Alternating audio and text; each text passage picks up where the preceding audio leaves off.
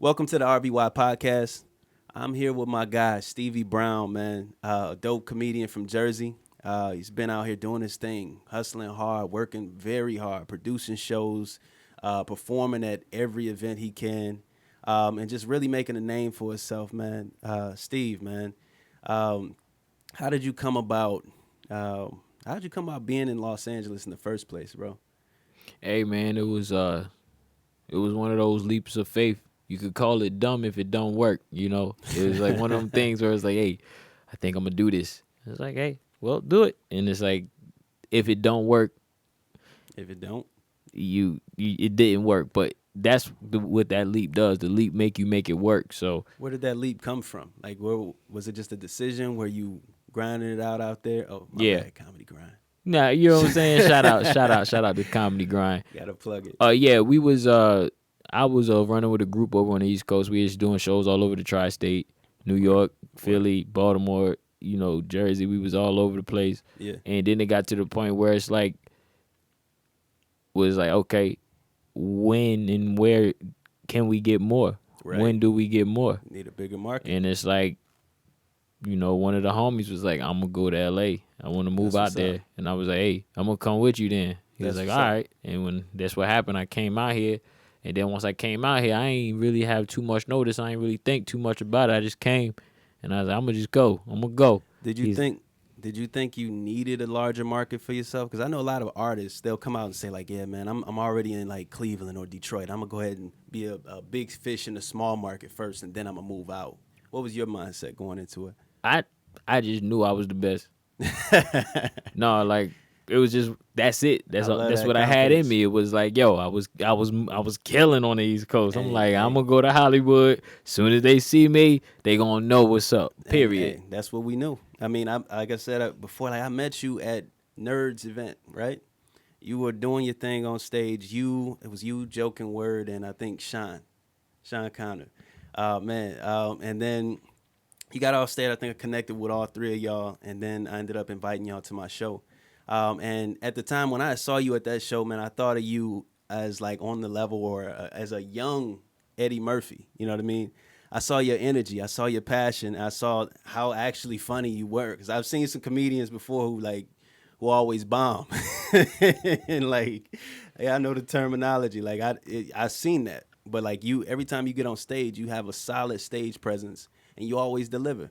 So like from there, I believe I ended up, like I said, inviting you to Wordplay Wednesday, which was my show at the time. Hmm. You performed at Wordplay a couple times, and at the time when I had my at the time we had like Sean. I had Sean at first who was hosting, and then later on Sean went off and did something else. He was doing his own thing, and then you came in and actually saved the day one day when Sean wasn't there, and then from there we had you as the host from then on, man. Like you and Cappuccino Brown, Hmm. both of y'all brothers, man, y'all really came through big for that show. Because I honestly believe that the show would not have grown to the level that it grew to without y'all. Hmm. And that's just being real about it, man. Like I could do only so much as a producer and behind the scenes, but I wasn't a host. Hmm. I needed that, and y'all brought that every night, man. So I appreciate that, first of all. But I wanted to ask you, man, because I know you've been grinding it out. I know you've been doing your thing. Tell people who is Steve Brown? Oh man, Stevie Brown is a kid that's born. It was born in Hawaii, raised in New Jersey. Born in Hawaii. Yeah, and Wow. I had sisters. I grew up in a house. I had a mom, I had a stepdad, and I had two sisters. And just growing up with my family, and I was always a kid who I started out as an underdog. Did Yeah. nobody really. I wasn't the one everybody was looking at. I Right. wasn't the one that everybody was like, "Hey, man, that kid got something." Yeah. And it got to a point in my life where I wanted to be that guy. Yeah. And I just started working hard. And, like, it started in basketball, started in sports, it started working hard because I'm like, yo, I can be this. And as I started working hard, I see my progress to say, hey, okay. And then before I knew it, championships start rolling in. I'm in the Yeah. paper. And that's the first moment where it's like, I'm just a man that's just been blessed with the gift, of whatever that is, of being able to put his mind to something to make it happen. I've manifested my life a few times. You know what I'm saying? Like I've definitely seen me work myself from the bottom and get Mm-hmm. all the way to where I need to be and be like, wow, I'm here now. And And I've done it a few times in that's my what I was life. about to say, because usually that's what it is. I've learned that too. That it's not just one success that'll get you there. There's many successes and many of those moments where you realize I'm at the top again. You know what I mean? And then there's another level to climb to. So it seems like you've been climbing for a good minute, man. I Shoot. respect it. Like your comedy is sharp, man. Like you're funny as shit. People love your comedy. People love your work. People love your energy, bro. People just love being around you. You know what I mean? I respect that underdog thing too, because I come from the same thing. Um, didn't really have much of, to be honest, bro. I was a loner. I'm gonna be real about that. Like I played football. I played sports, but actually I was doing that just to kind of get away from, and actually put myself in a position to connect with people, because I was an introvert. And I think football might have been like one of the first things that gave me that first win to actually believe in myself. Football, then track, and I know you ran track too, right? Yeah, man. I ran track. It was funny how like you say like you was an introvert. Yeah, You see, what happened was, around my town, my family had a good name in sports. So it nice. was like, my dad was a record holder in high school. My uncle went to the NFL. Hmm. So like when people saw me coming, they didn't see me coming, but when they saw like who is that kid, and then people start understanding those were my dad and my uncle, Yeah, then that's when it they was got like, their extra oh, respect. Yep, this is in him. it's in you. And it's like when they saw that building, boy, it was like, yeah, this is that's him. He is that's their offspring for sure. Right So I on. always had like, once I started doing things, I always had my family name to really like back up my stuff that I was doing. Like my family has a history where I'm from Hmm. of like achieving, and I'm just happy to be with that last name. I'm actually the last Brown. Mm. I'm the last male in my family that holds the last name. So like I'm the last of the lineage. So it's like You better have a far boy. as far as the Browns go, I've kept that far as when it comes to sports and legacy in my city. Like I've already solidified that. Yeah, I'm in the Hall of Fame, everything, man. Like I respect that. So, like with sports and all of that, I believe that drive carried on into comedy. But my question for you is, was it always comedy for you? no, it was man, the way I got into comedy was I was sitting in on an open mic, Hmm. and I always was rapping and freestyling with the people or Yeah, like with the artists before the show outside. yeah. And what happened was one of the hosts he was missing. He Mm. didn't show up. So shout out to Raul. It was an open mic at my college. And he was like, "Yo, man, we need somebody to entertain the people or whatever. You know what I'm saying? Just go up there and do something." Yeah. And then, I went up there. As soon as I went up there, I just started like I told DJ Skittles, I was like, hey, put DJ the Skip. put the beat on, and he put a beat on, and I just started rapping, and then next thing you know, somebody came up and started rapping with me, and then I started rapping, and I started like cracking jokes on him in the rap, Yeah. and everybody was going. I'm rapping, freestyling, talking about him, And that, freestyling and talking and about him. now it makes sense. And then it's like, then everybody was like, "Yo, you funny." And then I was like, then I just start talking about random people while I was rapping. When I just started freestyling, like, "Yo, hit the beat, somebody about to get it." And he used to hit the beat, and I used to point at somebody and just start rapping and start cracking on them inside the rap. And then it actually went to me just start cracking jokes on people because people start coming in, and it Yeah. was like, "Oh man, here he go again." I started cracking jokes on people, and then it was known like, "Hey, this dude actually funny." And then Hey, uh Raul was like, "Yo, I want to take you somewhere." So right. he took me to Philly. He took me to open mic instead of Nice. me just hosting. Because normally I host and I was rapping, I was doing all this stuff while I was hosting. Yeah. He was like, "Yo, just do comedy." They gave me 10 minutes Uh, in a poetry crowd in Philadelphia. In Philly, I know Some Philly. some Yeah, stern, yeah. I was about to say, you like, know what I'm saying? Some real stern people. you really got to bring it in Philly. So when I got up there, they brought me up there. They gave me 10 minutes. I ain't have no jokes. First time doing stand up. Yo, let me tell you, I I cussed understand. everybody out. Like, I didn't know how to tell a joke. I was like, yeah, y'all mother bleeps and all in this bleep. Look at it, mother effing ceiling leaking. This is some bull. That was the whole set. The owner was like, hey, man, I know you do comedy and all, but you can't be talking about my establishment like that. And I was just so disrespectful and raw. Like, it was crazy. I went to another spot and I did the same thing. Yo, man, what the fuck is going on in here? Y'all need to get up somewhere. This Yeah. food tastes like I'm going off. And then somebody was like, hey, man, you can't come back here if you're going to be doing that. Hey. I was like, what? I was doing comedy. And he was like, I ain't comedy, fam. This is my establishment. I feed my family with this place. And you up there talking about it in my place. I was like, dang. I was like, I don't need Joe's establishment to get funny anyway. I'm going to be funny regardless. And then after that, Raul was like, yeah, you need to start writing. And then I was like, well, take me somewhere where I can do comedy. Stop taking me to these poetry rooms. So then I linked into the underground comedy circuit where when I was like, this mother effing bleepity bleep bleep bleep, it all started to make sense. People was laughing then. I was like, oh, okay, there it is. This is the crowd where I can talk like this. And literally like, yeah, then it started. And I just started going back to them rooms like, yeah, I like this. Yo, mother effers look like. So it sounds like you developed very raw comedy. Like, oh, man. And I respect that. I was a villain. I bet you were. You were that guy I was a hated villain. in class. I was a villain. No, but at this point, you know, you villainizing everybody in every establishment. At what point did you meet the rest of the members of Comedy Grind? On that underground circuit.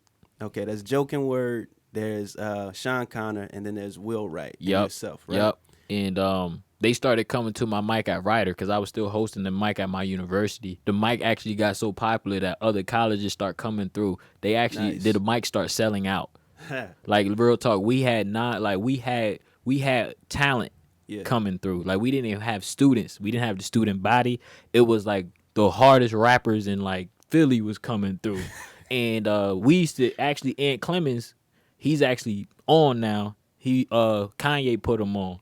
That's what's up. We used to put him up at the mic back in Jersey. He from Jersey. Shout out to Jersey. Shout out to Ant Clemens doing this thing for sure. Right but yeah, like he used to come through. Him and his people used to come through. We used to give him time, and we was running a whole thing over there. Like we had our university. That little pub was jumping. And that's where really the name got out. That's where I was getting out. That's where people was coming there to see me. And then they was inviting me out, like inviting me to the clubs in New York. And it was just starting to happen. And I was like, man, I was going everywhere. Just giving it to them in the undergrounds of Harlem. I was in Brooklyn, the Bronx. I was in the underground. I was in the underground in every hood, major black city you can think of. And then I started doing stand up in comedy clubs where I started to get my political chops correct. Nice. So I had that street rawness with that political chops. And that's kind of like where everyone's trying to fly now because they see Chappelle. Yeah. But yo, like I come from that area. The East Coast is it when it comes to stand up comedy. You ain't gonna like Chicago and them got it too, but that Northeast, when it comes to stand-up, like that New York tri-state, it's some hitters in there. Yeah.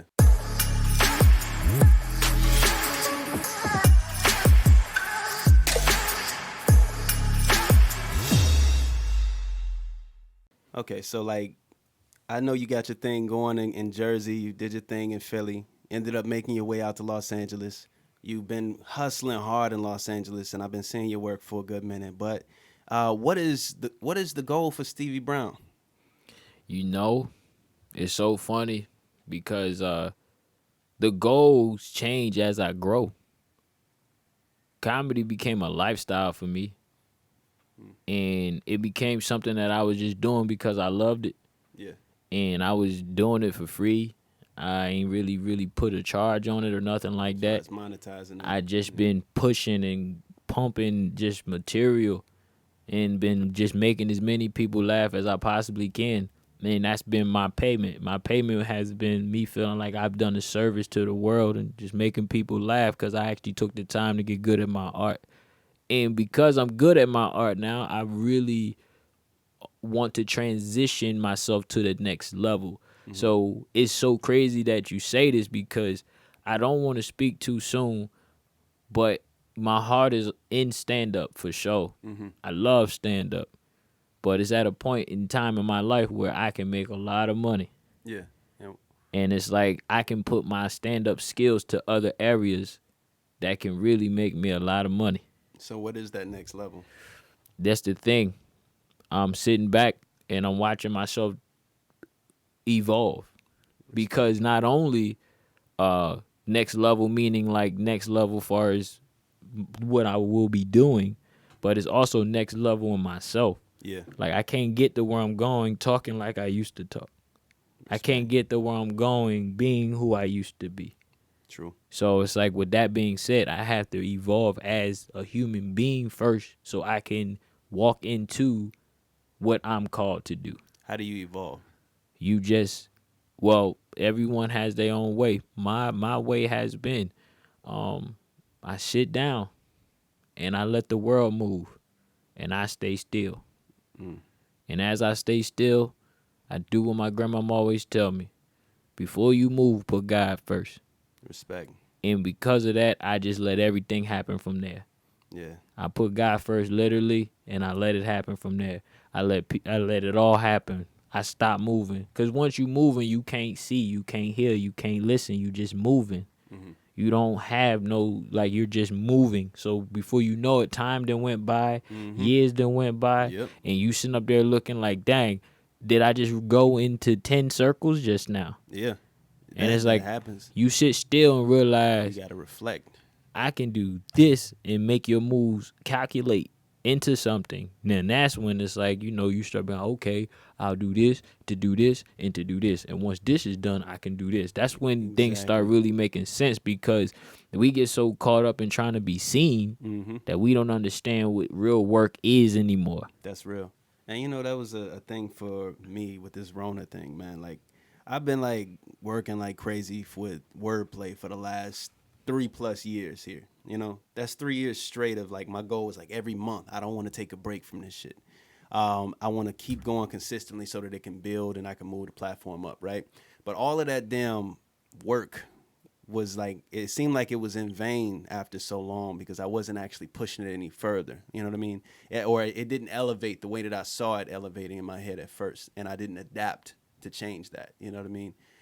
So this Rona thing kind of gave a break, so I could actually reflect and actually come up with new plans for the business. My production company, I've been doing RVY Power Productions since 2013, actually. Like it was actually Ray Power Productions when it started. Started on the campus of Central State University, and I started out doing events. I've had a solid event on that campus that had the whole campus there. It was like 900 seats in this auditorium. Shit was amazing. And then I've just been doing all types of other events. But like now it's elevated, it's gotten to wordplay, and it got stagnant at the point where I couldn't see anymore because I wasn't standing still, like you said.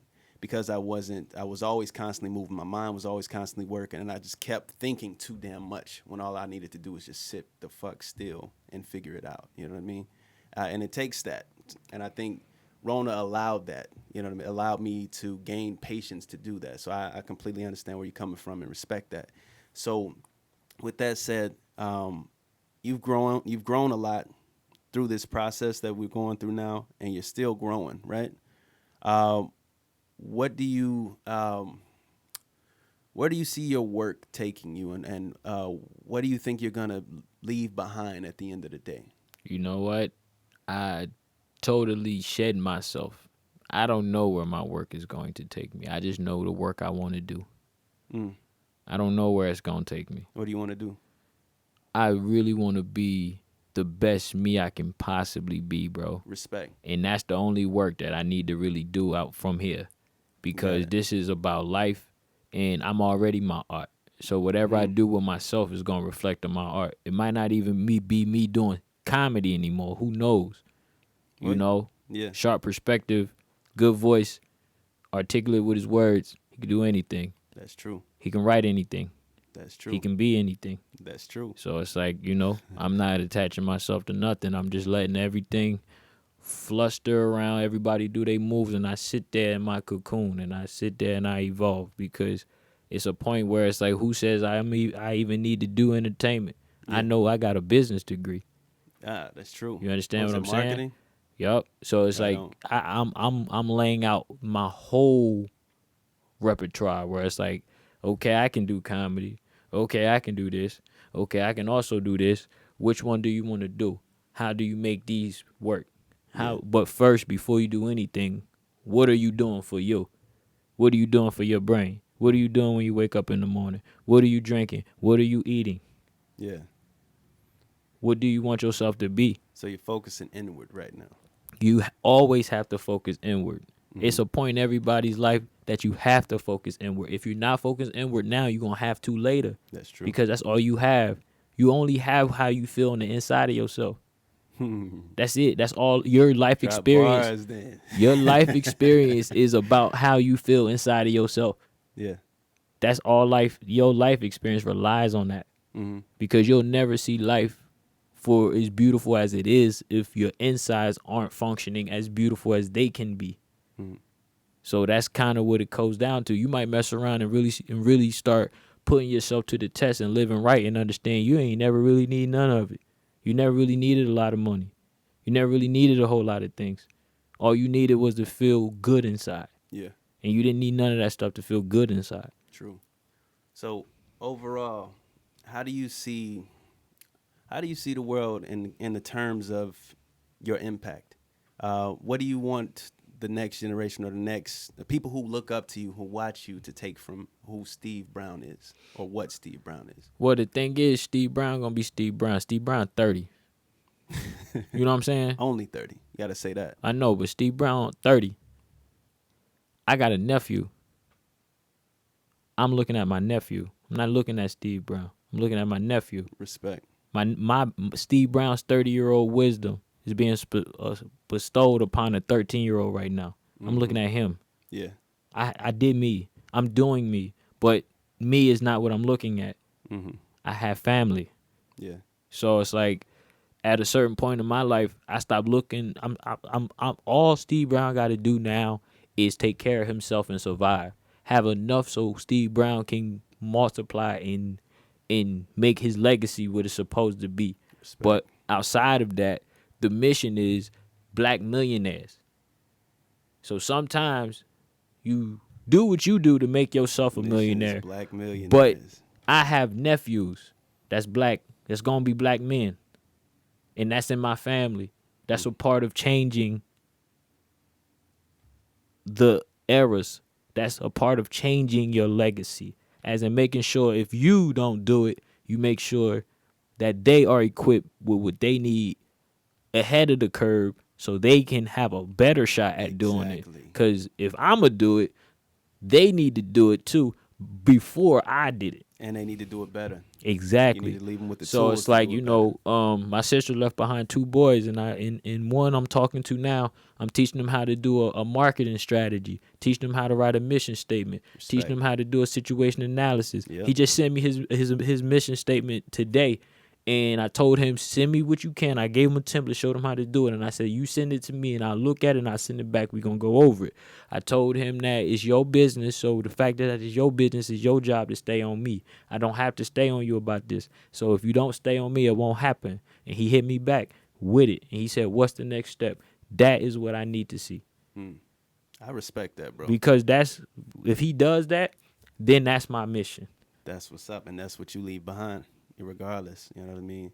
I respect that, man. That's a lot of that's wise as fuck. Like, that's all I can say to that.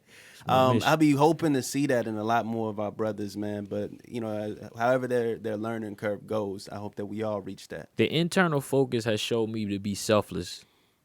I'm still learning that selfless word. Selfless. It hurts sometimes.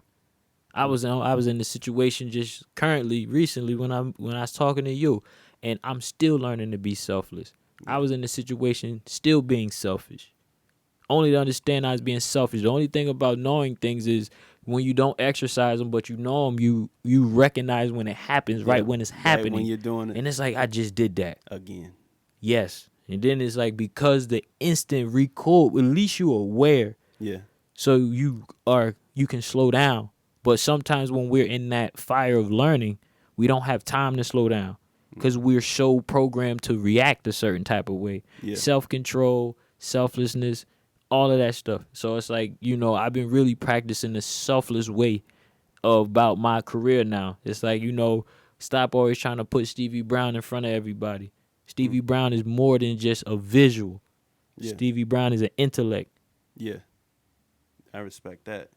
Because it's the thing, every idea you have is a gift from God. Yeah. So it's like people misuse these phones, everything. They don't put they don't understand that that's your intellect. Mm. You're spreading that. So what you put online is you spreading your intellect. Your intellect goes further than you will ever go. True. So moving from that point, one of the things I like to do when I do this podcast is I'll post post something on Facebook to get like my Facebook friends from back in Detroit and all over involved and just get their perspectives on certain things. So this time, my man Atvis actually posted something that said, what's the most valuable thing you have to give to someone? And I asked him for his permission. Avis, I appreciate you, man, to use the comments that that people were posting. And I'm gonna go down the list real quick, and we'll talk about some of these things. Go ahead. The first thing was time. Time to me is also the most valuable thing because to me it is the most valuable thing in general, like because it's all that we have at the end of the day. Besides having yourself and being able to reflect internally, we all dying someday. And you can't get it back. And you cannot get time back at all. So like whenever I put time into someone or invest time into someone, it's not that so much that I expect a return. It's just I pray that the relationship works out. You know what I mean? And I'll give my all. I'll try to be selfless as long as I can. And then I realize like, damn, this might not have been the best use of my time. And that part sucks for me. So I understand it. Like, what's your thought on it? It might not have been the best you in that time. That's true. That's another thing. Because it's like time is just an essence. Time is just something that you're living. Honestly, time don't even really exist. It's just a measurement we try to put on something that we can't measure. We can't control.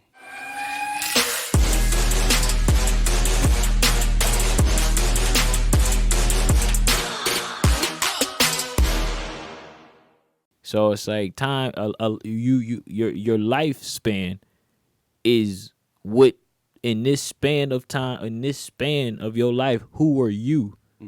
Because that's what the situations around you have. Like it's never a waste of time. That's your lifespan. You choose who you want in your life, and you choose who you don't want in your life. You choose the things you want to do in your life. You choose things you don't want to do in your life. Yeah. So it's like when you invite a person into your life, that's like inviting them into your living room. That's never a waste of time. It's about what experience did you provide for that person. Because now if you invite somebody into your world, that's your world. You don't invite somebody into your world asking for something. Right. You invite them in to give them something. Yeah. So it's like time, you wasted your time. They didn't waste your time. They was there. What did you do with them? What did you take from it? Or what did you give? Right. So another thing was peace and love. Hold on. My most valuable thing you can give to somebody is an idea. I respect that. Okay, your most valuable thing to give someone It's an idea. Is an idea. Because ideas would make you rich. Yeah. I give that a lot. Time is one thing. You give somebody an idea, you give the right person an idea, it can make them rich. That's true. I mean, my thing with ideas is it's a really interesting way to look at it. I never really valued it that much. Because Lazy people don't value ideas. Oh, no, not like that. No, what I'm saying, no, lazy people, is no way a lazy person could ever value an idea. That's true. But as far as giving someone else an idea that I'm not attached to, per se, like that, to me, that's a selfless thing to do. And I love the value in giving that. because like for me it's a creative thing. Like my mind works very fast. So like when we're talking about like creative things, they're like, oh man, I don't know how to figure this out or whatever, and I just give them my idea, they run with it, and I'll be like, that's what's up. You know what I mean? Because when it comes to creativity, for me, the more creativity you use, the more you receive. That's the way I view creativity, and it never runs out. It's endless. Because it's a God-given gift. Exactly. It comes from your alignment. Yeah, and that's why it's for me, that's like, it's valuable. I'm okay with giving it. But one of the things, the next thing on the list was actually my comment. It was peace and love, because there's so much chaos in the world.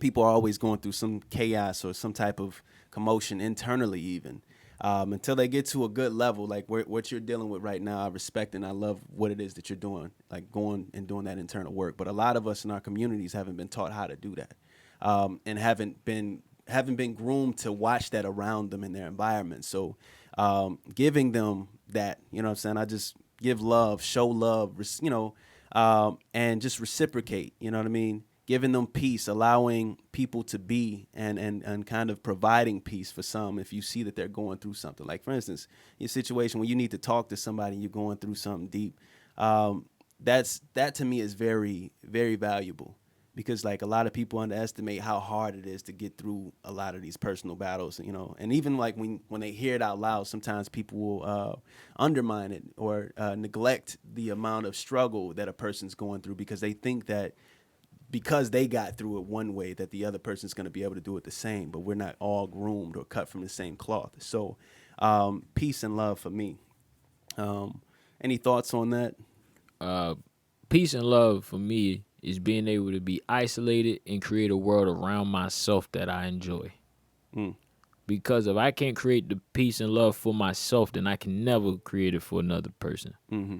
So it's like, that's why if I ask somebody, like, I'm giving love, I got, somebody who has a lot going on, how do you establish peace and time when you never give time and peace to yourself? It's like you got a peace and love comes, like, and I don't It understand does. if people really understand this.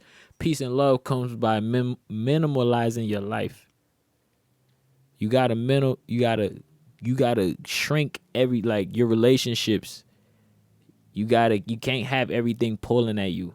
Mm. You can't have everything tugging at you. In order to be at peace. Yeah, you have to be at peace and you have to know love. And love is a fight, because love, all of this stuff starts inside of you. Yeah. And it's like, then once you obtain it, you got to learn how to maintain it. Yeah. So it's like, you have to, once you obtain, you got to be able to be in the room with people that might not be peaceful and still be peaceful. That's the trick, because everyone's influence is pretty powerful. So you might be one way when you're in the room by yourself, but walk out into the world and the world pulls so much out of you, and you be like, dang, I just cussed the lady out. I had road rage, and you be like, that ain't even me when I'm home. When I'm home, I'm just chilling. I'm True. cooling. Ain't nobody bothering me. So it's like, the peace and love thing is definitely something that, you have to establish for yourself and protect that for yourself.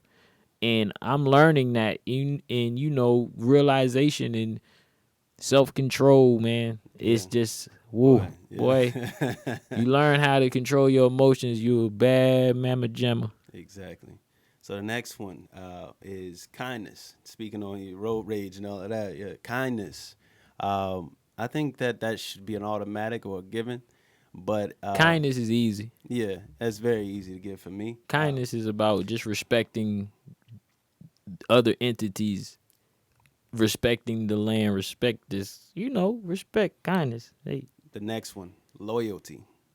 Loyalty for me is very real.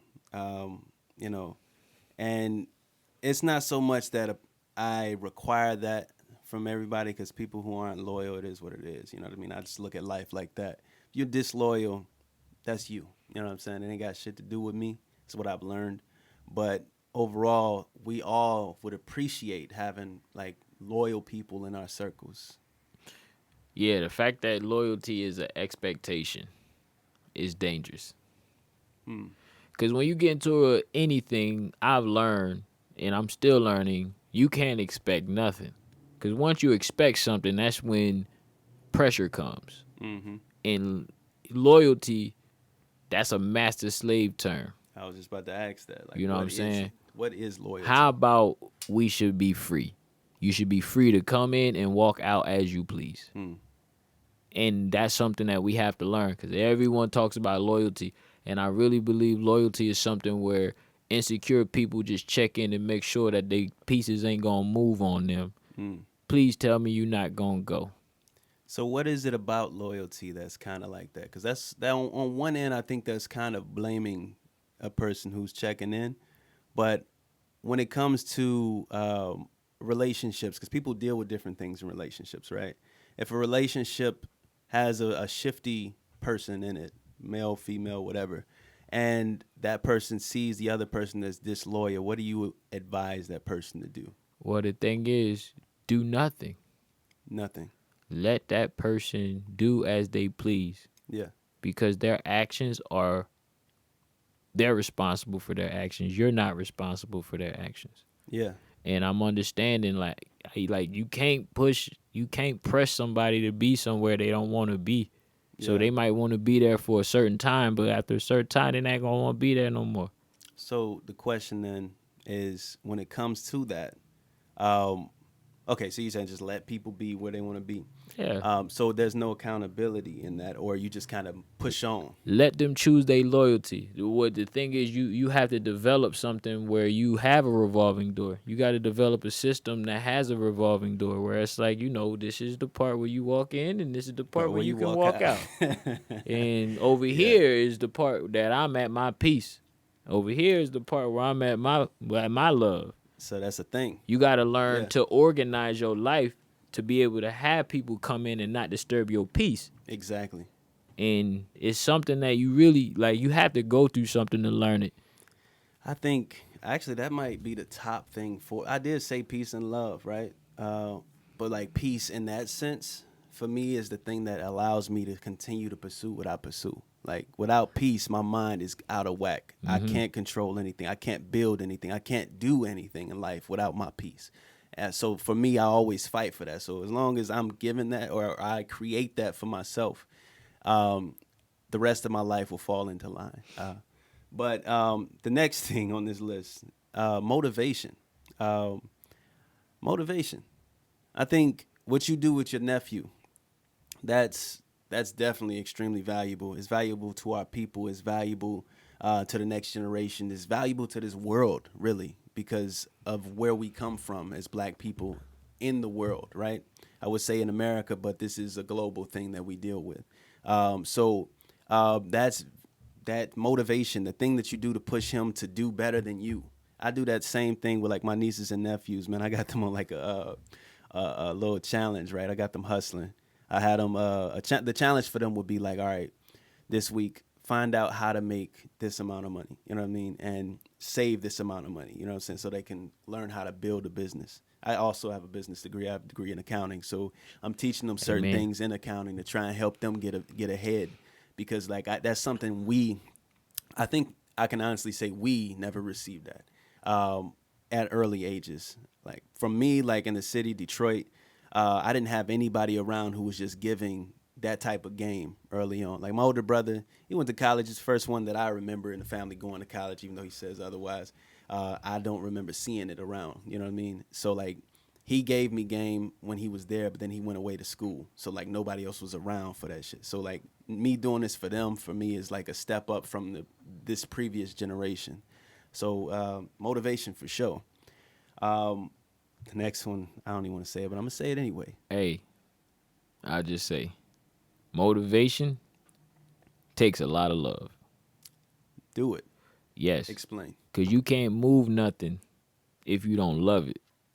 I've understood that. Are you true? Are you sure about that? I mean, I could be wrong, but I know a lot of my motivational moments, like even with my nephew, my motivation to motivate comes from the love I have for him. Right on. If I'm gonna tell somebody to do something, that's because I love it so much that I want you to do it. And that love, when I talk, it moves you to do. If I just tell somebody to do something out of anger, if you tell somebody to do something out of spite, you're not motivating them. motivational speakers, when you hear them talk, you hear the love, you hear the passion. That's what's moving you. Yeah. So would you say that you are, in a sense, have love for everybody? Because I've seen you motivate people outside of your family too, man. Like what you do is motivational, and the way that you carry yourself is motivational I have love for wanting the best for for people. people. Indeed. And, I'm at a point where I want the best for people so much that I realize that if I come into a person's life, I need to be the best. Because if you want the Yeah. best for them, you got to make sure you walking in the best too. Because if you don't, that's when the story gets sad. That's real. I realized that. That's something I realized. If you really want the best for somebody, walk into their life as the best you. Motivate them as the best you. That's real. So another thing, laughs. Somebody just typed in haha, so I was like, all right, this must be laughs. You're a comedian, man. What does laughs do for people? Oh man, laughs is fun. Laughs is something that, they say it heals. But from a comic's point of view, from my point of view, laughs is funny to me. I laugh at my own thoughts all the time. And the fact that I'm able to say what I laugh at in my head and plug it into the head of an audience and they laugh with me, Yeah. that is is magic. Yeah. It's good to watch. It's like I knew, like, when you think of something, and I don't even wonder if it's funny no more. If I laugh at it, I know it's funny. That's where it's at right now. So it's like when I laugh at it, I say it. Like, huh. And That's funny. Because that's a challenge for a lot of people, including myself. Like, when it should be funny to me, man, but I don't think I was confident in my comedy. There you go. Everything is about confidence. Yeah. If you want it, you can have it. If you see it, you can have it. If you believe it, you can have it. If you really want them people to laugh and you passionate about what you saying and you passionate about how funny it is, they gonna feel it. I feel that. Shout out to Cappuccino Brown for trying to get me out to a comedy club, by the way. It was the Lexington. Yeah. I went there with him, man. I ain't get on that damn stage. I was freaking out.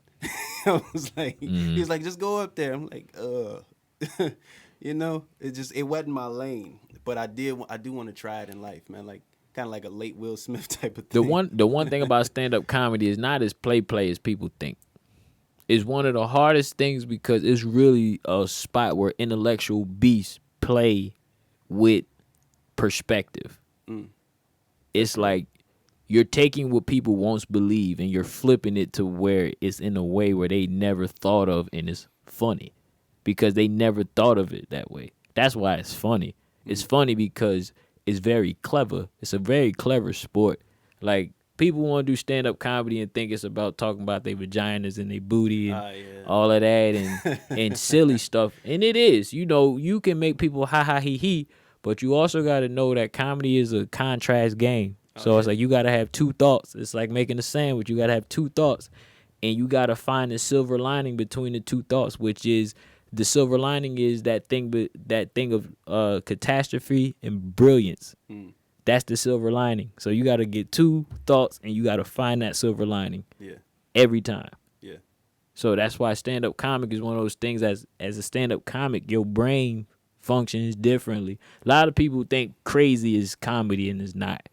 Comedy is really a sport for the real brilliant people. And everyone that does comedy aren't comedians because it's a perspective.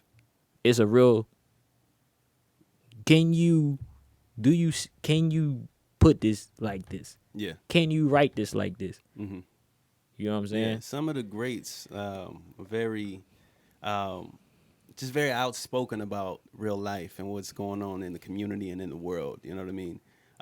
Do you think that this is something I know already, but do you think that that's the place, a real place for comedians? Like, do they hold that place for us in our community to be intellectuals who are speaking about real political topics? It's been like that for ages. Yeah. Look at the court jesters. Oh, shit. You know what I'm saying? Comedy is a real ancient sport. Yeah. They was the only people that can go anywhere because of what they were doing. And they were making fun of the political parts in the castle to the king. Mm-hmm. Because they had a perspective that's like, it was so flattering that the king was like, hey, do it. It was a risky job, but they were the only ones that was allowed to just flow within kingdoms because of that. Until that scene from Game of Thrones, that one comedian got his tongue chopped off. That's what I'm saying. It's a Like real shit. risky job. But I think even now, you get your tongue chopped off, but it don't come in the form as getting your tongue chopped off. It come in the form as them booing you, them slandering you on social media, you being called all these socially politically charged names, all of that. Yeah. So I got a question. Last question I want to ask you. What do you think your greatest strength is as an individual and as a comedian, and how do those two things work together if they are separate? My greatest strength is my will to be the best. My will to be the best in myself. My will to be the best in anything I put myself into. That's almost like something where that's why I have to choose now of where I want to be. Because I can't be somewhere and not try to be the best. I can't be somewhere and not go into it full force. I can't be somewhere halfway. That's why when I came here and I'm seeing like stand up, I was in it fully to the point where I just didn't get, I realized the business of it. And I was like, what else? Like, after you push it for so many years, it's like when you get to Hollywood, it's like, okay, I can keep pushing this. But when you realize you more than that, you like, so what is my next thing that I can get into that I can say, I'm going to be great at this for the rest of my life now? Right on. You know what I'm saying? And that's why I says take time to sit still to figure out which lane you want to really attack. Because the lane I hop in, whatever lane I hop in, best believe I'm going in. I respect that. I'm going in. What are you doing next? What's going on? Oh man, I opened up another savings account and working on my credit. Hop on them stocks, bro. Hey man, I've been filling my brain up and I've been writing. I'm working on 2 feature films. I'm writing on 2 features right now. Yeah, it is. And I'm finishing up my short. But yeah, I'm just up to making some plays. Nothing too crazy. Just learning how to make the most efficient moves I can without really moving. Without really leg working, but learning to be able to make great moves by just sheer intelligent chess moves. Yeah. Before I move anywhere, before I start running to places, before I start doing anything, because it takes time to travel. So if you sitting still, that's efficient time if you know with this internet how to travel on there. The internet help you. The internet make you move places you can't. And with that internet, you sit in your room and be everywhere. You can be in your room and be everywhere. That's true. So go ahead and give our fans, man, your tags. Where can we find you and your first of all, your music too. I'm sorry, we skipped over that, but oh man, like that's another creative avenue. That's like I might give y'all the music. I might hold the. I've been sitting on the music. Honestly, like I did the music with Cappuccino and Jamarcus. We got So Wavy on iTunes. We got Quarantine and Chill on YouTube. Work on YouTube.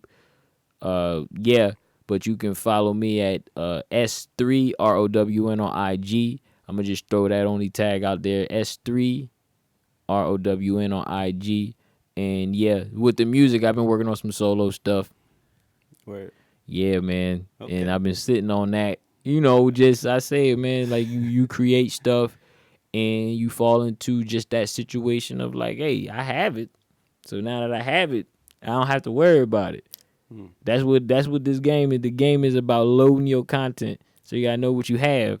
Cause it's like you try and monetizing that shit. Yeah, cause if you try and get on, and you ain't got no bullets in your gun, right? You know what I'm saying? Then you're a lost cause. If everything you do, as soon as you do it, you just push it out. And it's like, okay, so you've been shooting this whole time, and you ain't got no ammo to reload. And it's like, nah, I shoot shots, but at the same time, I got I got bullets in the guns back here. I I keep my feel that. bullets in my guns. Well, I feel that and I respect that, man. Like, I just want to say, man, I appreciate you for coming on this podcast today. Oh man, it Man, was a pleasure. it's always a pleasure talking to you. You know, like there's been times where me and you have both been going through some shit and we were able to help each other out of it. So like, That's the grind. that is the grind, and it's love too, Yeah. and peace. so, Amen. so thank you, man. I appreciate it. Oh yeah, man, for sure.